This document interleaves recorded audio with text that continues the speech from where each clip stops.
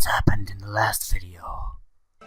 Not as deep, still did my early, of course, but there isn't much point where it's back. And here is more MrDudeManSir. Okay. Another erotic scene behind me. Cool. 2 p.m. for Suzumi's Yosuke. This is the most fulfilling time of day. After seeing his wife and daughter off, taking care of the morning chores and eating leisurely lunch, it's finally time to sit down at his easel. He is not a particularly popular painter. He would only hold an exhibition if he were hurting for money. However, the editorial design work he does on the side ensures that he's always enough to support his daily lifestyle. Alongside the salary, his wife earns working magazine. They're able to pay for the mortgage and send their daughter to school, and still have plenty left over. Yosuke's life is perfect, leisurely and absent of want. He loves his house, considering it's a symbol of life. When he mows the lawn, polishes the windows and floors, and cleans the kitchen, toilet, and bath, he feels the same joy as he does when washing his own body. You know, I just realized something.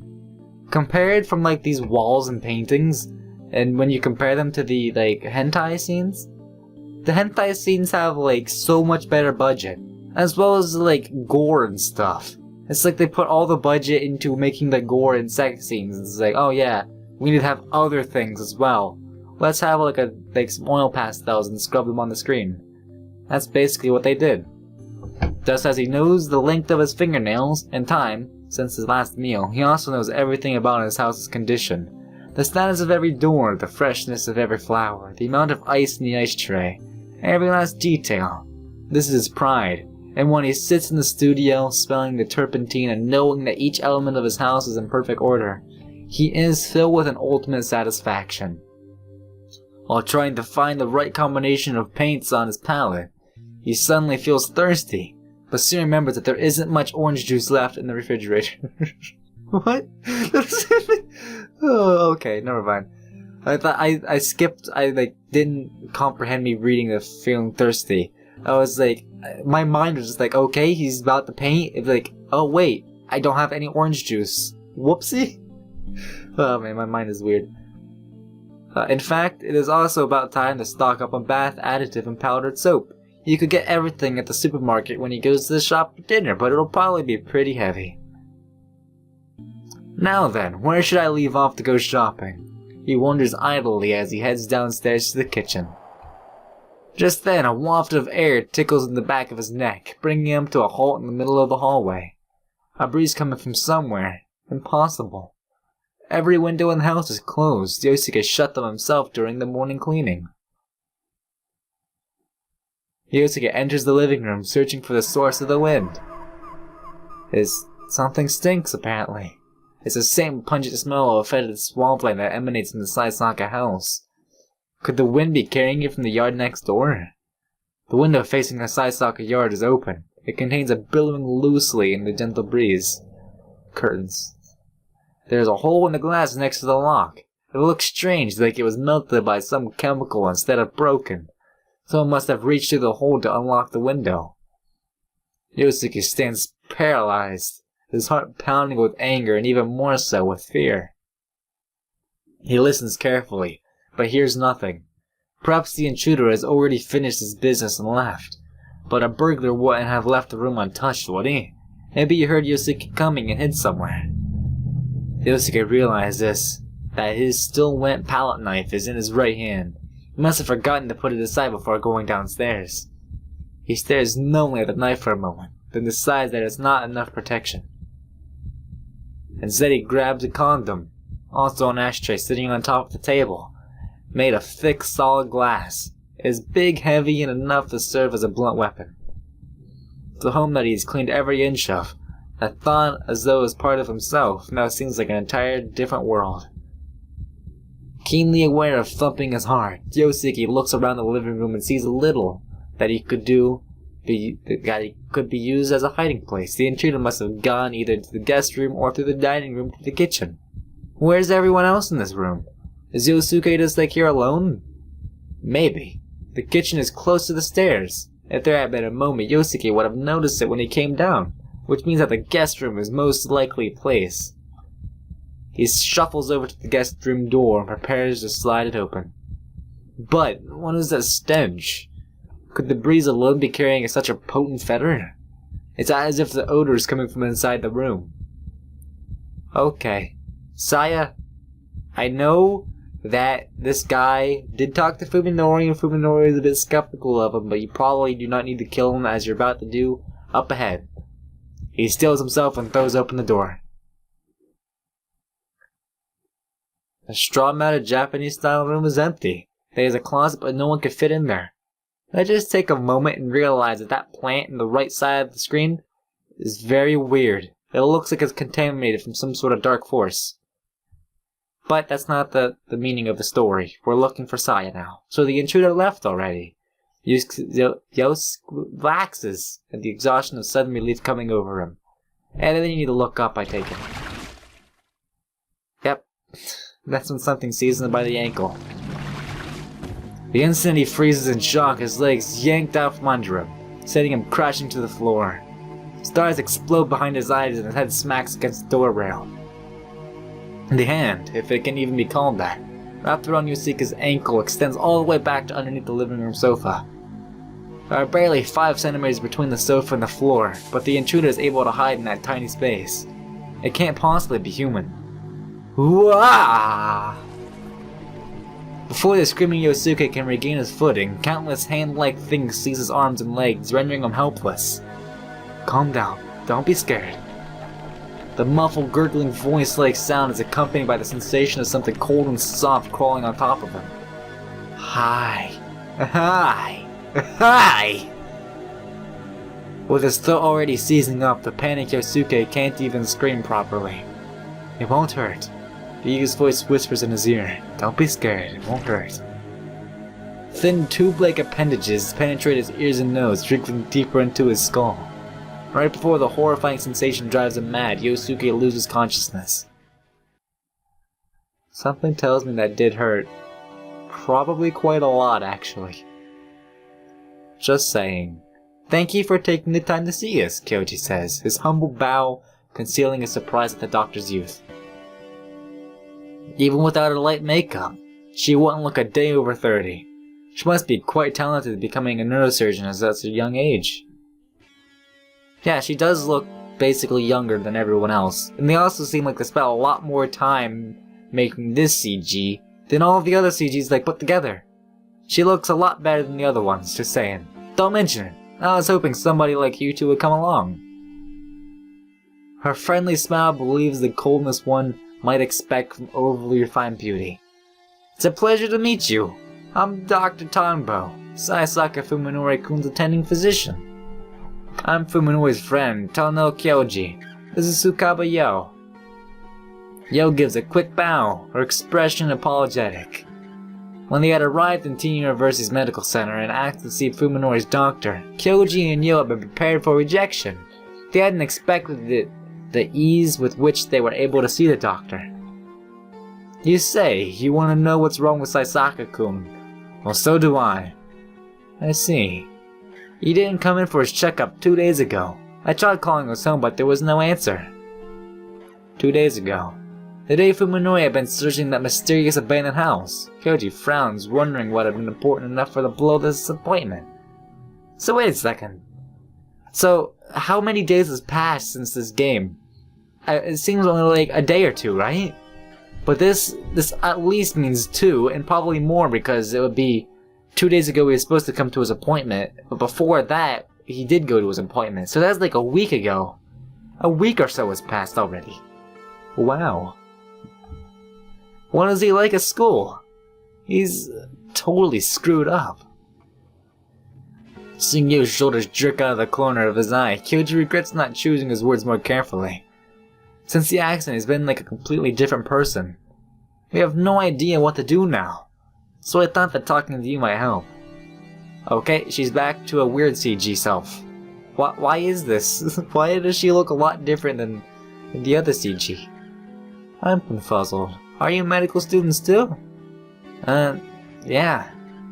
Do you want to see this chart? You'd really show it to us?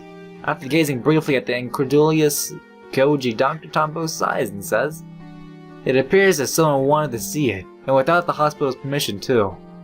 2 nights ago, someone broke into the hospital and stole Saisaka-kun's chart from the archives."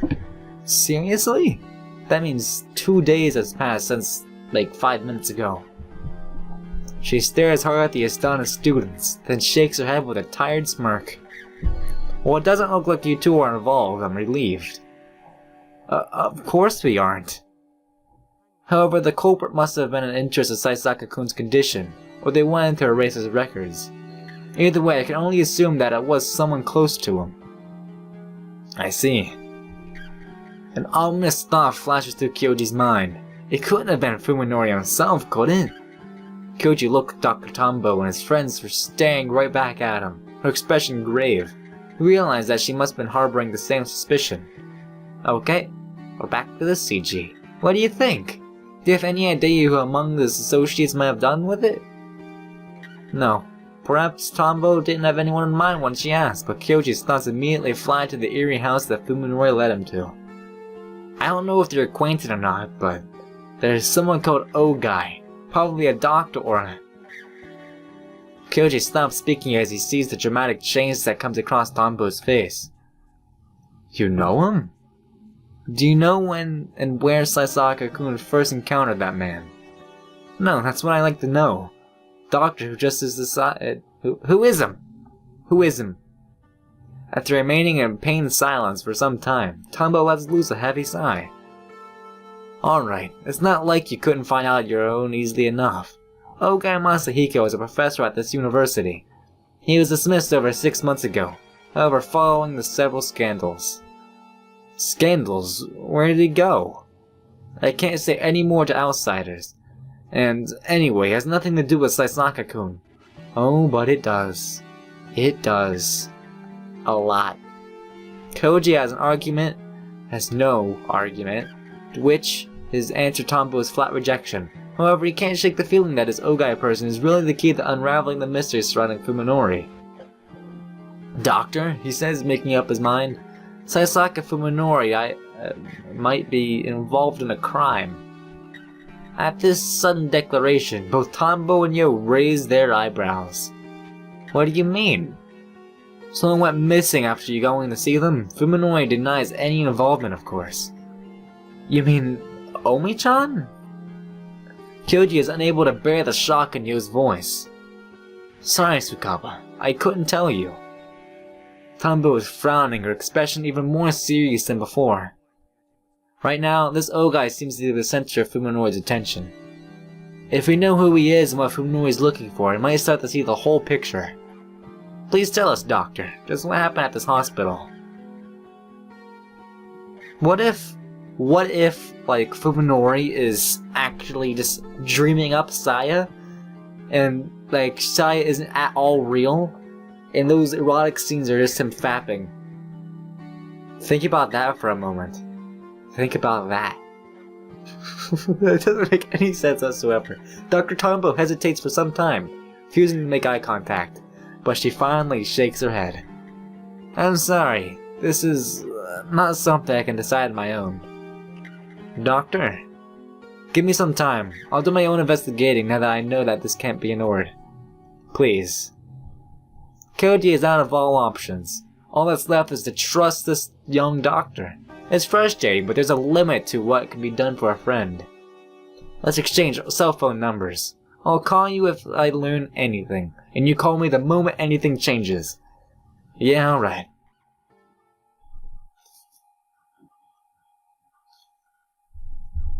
What the? What happened to me? Yosuke's consciousness returns slowly, as though rising from a bog. He's cold. No, he's hot. Something itches, like tepid tongues and cold slugs crawling over his skin. What the heck's going on? He wonders as timidly opens his eyes. Ah! It's all over the walls and ceiling. The thing that attacked him is living in the living room. It entered his skull, it's everywhere.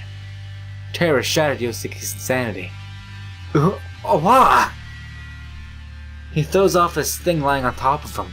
but his wild flailing sends him crashing to the floor. But is it really the floor? The long wriggling fibers of what should be the carpet are winding themselves around his fingers. The floor is made of worms. Aye. He tears his limbs free of the worms and tries to stand, but loses his balance and goes crashing to the floor again. The worms immediately swarm over his entire body. Where the heck am I? Where did that thing take me? Yosuke crawls along the worm-ridden floor towards the only exit from the pulsating room. When he gets outside, however, he finds the hallways and the other rooms all made of blood, bile, and rotten meat. There's no place to run. What is this? Most terrifying of all, this hellish place has the same layout as Yosuke's house. In a half mad daze, he wanders through the warped, nightmarish version of his home. Look at those chairs. In the small room there is a studio should be. He finds the easel made of bones displaying the blood-soaked canvas like some cold joke. Everything is exactly where it would be in Yosuke's studio. Dang it. Let me out! Let me out of here! Howling, Yosuke swings his arm wildly, pummeling everything within reach. The easel of bone shatters, driving splinters into his fist. He feels like a sharp pain, but is not awakened from the nightmare. If this isn't a dream, then what is it? When his strength gives out, Yosuke falls to his knees, sobbing. For the first time in his life, he prays to the gods. The sound of the door opening and closing grates on his ears. Downstairs. The front door. Someone else is here. I'm home. Yosuke trembles at the blood-curdling sound. It's that thing again. The monster has returned. Daddy, I'm home. Where's dinner? Oh, he's not here. Did he go shopping? When can we eat? Yosuke hears the sound of something slimy sloshing his way up the stairs. Even as he covers in terror, he slides his trembling hand across the floor and grabs one of the bones from the broken easel. The tip of the bone is nice and sharp. If he holds it in both hands and puts the weight behind it, he might be able to use it to protect himself. Honey, are you home? The monster growls, getting closer. Holding his breath, Yosuke presses his back against the wall next to the door. The pounding of his heart is like a thunder in his ears, so loud that the fear of the creature might hear it. He knows that he might be eaten if he finds him again, but it's all he can do just to keep from crying. At last, the door to his room swings slowly open. Honey? Ah! Yosuke leaps at the creature as it enters, freeing his roar amid his high-pitched scream. The flesh beast is covered in sludge and bile juices, but before the horror can paralyze him, Yosuke brings his bone stake stabbing down.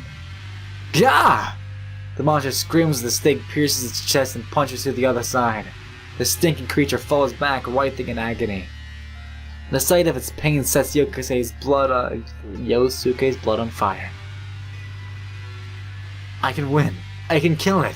If I can finish it off before it enters my head again, I'll be saved. Ah! Grabbing the bone with both hands, Yosuke twists again and again, gouging and ever widening the hole out of the monster's flesh.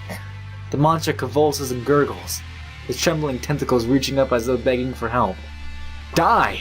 Die! Die! Yosuke knocks it onto the floor, and it brings his heel crashing down on its flopping body again and again. With each stomp, it groans and spasms grow weaker. When the monster at last stops twitching, Yosuke, panting hard, tears the stake from its corpse and rises to his feet. Daddy? Something squeals. Yosuke turns around to see another, smaller monster peeking out from behind the stair landing. So there's still one left. His previous desperate, rage-filled attack both exhilarated him and gave him the taste for violence. This one will be easier. It's smaller and weaker after all. Grinning crazily, Yosuke raises his stake and slides towards the second creature. The small monster flees screaming down the stairs. Not about to let this prey escape, Yosuke roars and gives him the chase. The thought that maybe the nightmare will end if he kills every monster feeds his savage bloodlust. Daddy, stop! Daddy! When the monster trips and falls in the dining room, Yusuke leaps on top of it and brings his stake down with all his might. He stabs it again and again, mercilessly shredding and pulverizing its flesh, his bloodlust unsatisfied until there's nothing left of its original shape. Eventually, the only sound in the house is Yusuke's heavy breathing. He has killed 2 monsters, but the nightmares show no sign of ending. Yusuke staggers in front of the door and goes outside.